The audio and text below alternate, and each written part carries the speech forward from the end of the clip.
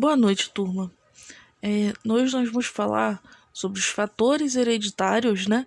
Como que ocorre essa transmissão desses fatores hereditários, né? Do pai, da mãe, né? Do macho e da fêmea na natureza, né?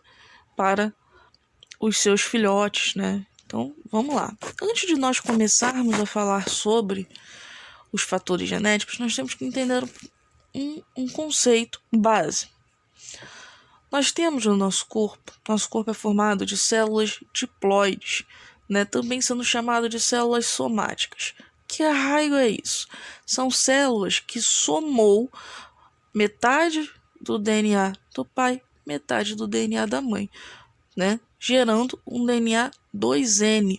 No caso de nós humanos, a célula 2N, ela possui, né, as células 2N, né, ou células somáticas, ou diploides, é a mesma coisa, elas vão possuir 46 cromossomos, e são as células que vão constituir o nosso corpo. Pele, músculo, né, órgãos. Então, vão ser essas células.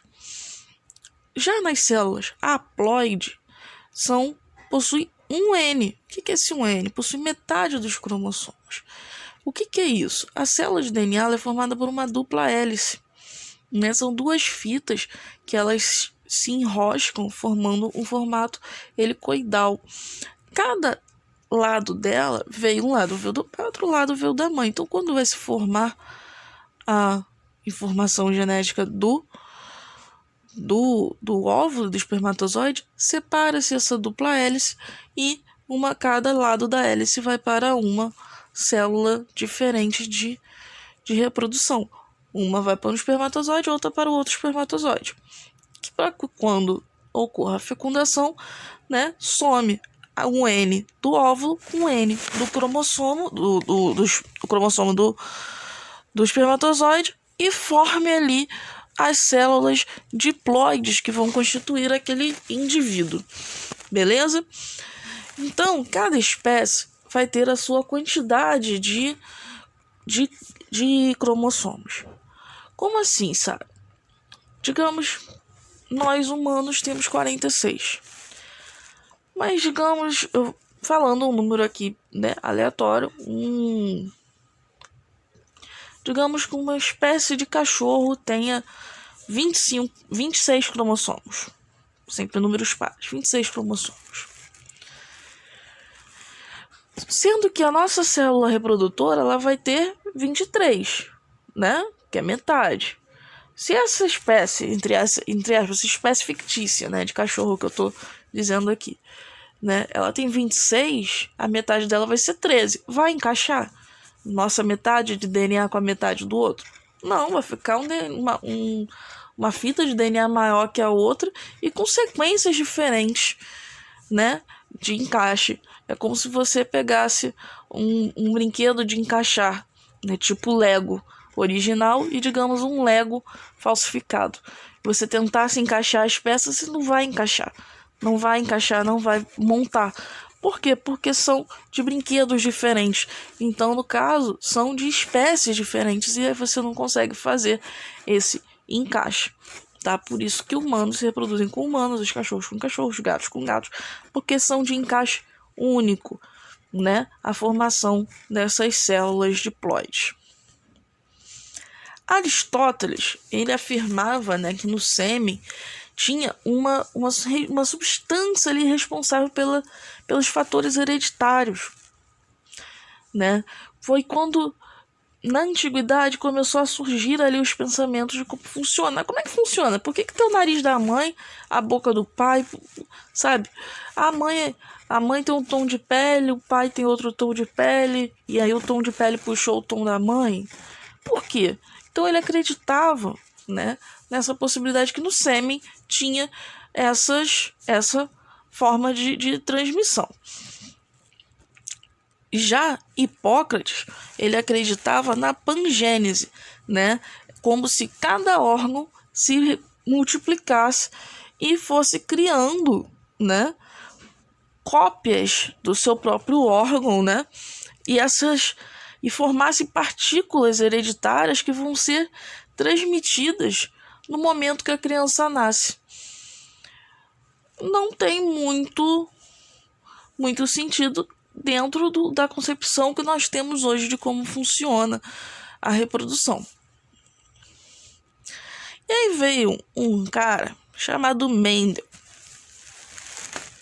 Mendel, né, ele criou a primeira e a segunda lei de Mendel. A primeira lei de Mendel, ele admitiu que existiam fatores para cada característica que vai formar e como essas características vão ser formadas nos gametas, no espermatozoide e no óvulo.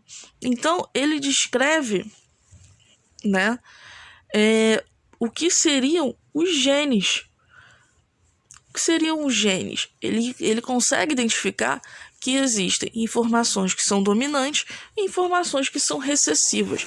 Imagina uma informação dominante como sendo um homem de 2 metros de altura. E a recessiva, um homem de 1 metro. Quem vai ter mais força sobre quem? Um homem de 2 metros ou de 1 metro? Ou de 2 metros. Então sempre vai sair a informação, sempre vai sobressair a informação do gene dominante, que é o homem de 2 metros. Fazendo essa comparação para vocês visualizarem. E se não tiver o homem de 2 metros, mas tiver 2 homens de 1 metro? Eles vão conseguir se virar melhor, né? E eles vão conseguir impor as suas características, impor a sua informação. E isso é quando surge, né, a apresentação de informações recessivas. Né? A informação recessiva, ela só vai sobressair quando tiver 2 genes recessivos, do pai e da mãe. Quando se tem um dominante e um recessivo, o dominante vai sobressair a informação. Então, aqui, né, essa parte de primeira e segunda lei de Mendel, nós vamos pegar ela mais a fundo, um pouco mais à frente.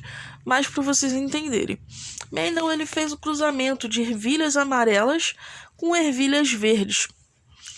E ele identificou que as ervilhas amarelas, elas eram dominantes. E as dominantes nós sempre vamos representar por uma letra maiúscula, né? Sempre vai ser representado por letra maiúscula. No caso aqui, ele usou o V de verde.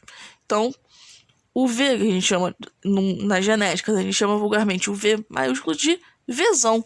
Então, as amarelas homozigotas, o que é homozigoto? Possui os 2 genes iguais. Tá? Possui os 2 genes iguais. Então, Vzão, sendo multiplicado pelas ervilhas verdes homozigotas, Vzinho. Então, como vai ficar essa multiplicação? Lembra que o maiúsculo é o dominante, e o dominante sempre vai na frente. Então, Vzão com Vzinho, multiplicando, dá Vzão, Vzinho, e assim deu Vzinho em todos. Então, 100% das ervilhas amarelas são heterozigotas, tá? Mas elas são amarelas. Elas sobressaem o amarelo porque eles possuem um gene dominante, né, que é da ervilha amarela, ok?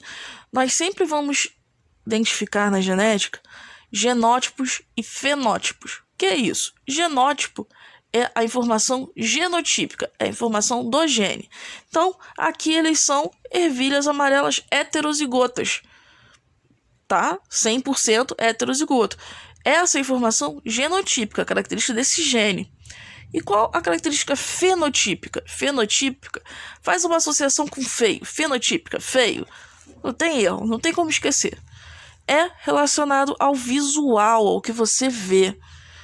Então, qual é a característica fenotípica desse cruzamento? Ervilhas amarelas. Ponto.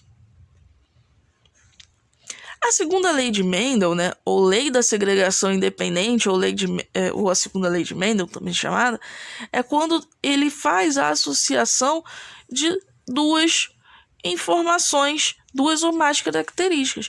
No caso aqui, ele fez o cruzamento de ervilhas amarelas e lisas e verde rugosa. E ele chegou à conclusão que certas informações seriam transmitidas de maneira um pouco mais distribuída, formando ervilhas amarelas rugosas, ervilhas amarelas lisas, verde lisas e verde rugosas.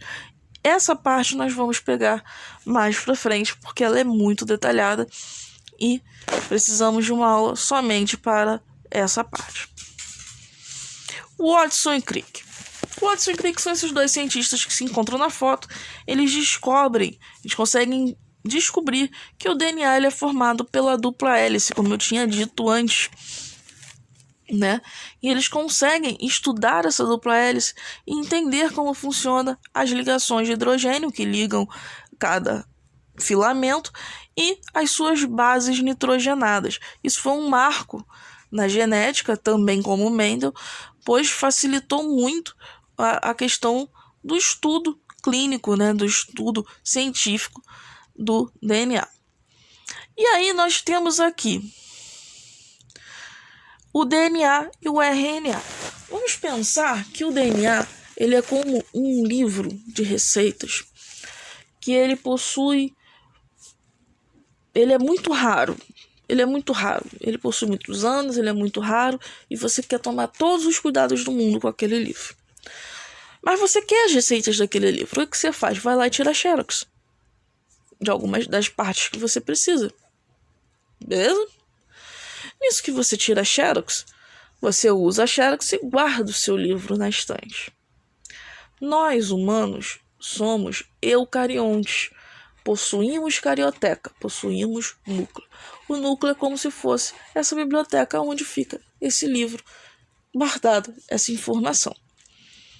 E o RNA é como se fosse essa xerox, tá? É uma xerox. O livro é todo colorido, mas a xerox é preta e branca, mas contém as mesmas informações.